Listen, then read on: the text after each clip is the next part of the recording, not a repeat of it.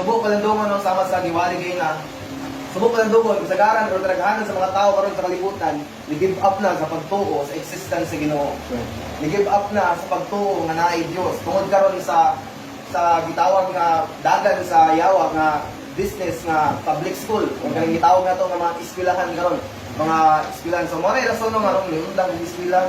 Pero mga tao mo sa ako, eskwela lagi ayo papuntuan ng kanang kuan kanang Bible permiti wala ang kanang kaalam sa Biblia daw wala permiti. Ug kanang mga tao ni anak sa ako wala sa kaalam sa Biblia. Kanang mayon nga tuo nga kanang Bible permiti pero ang eskwela dapat dito sa Biblia.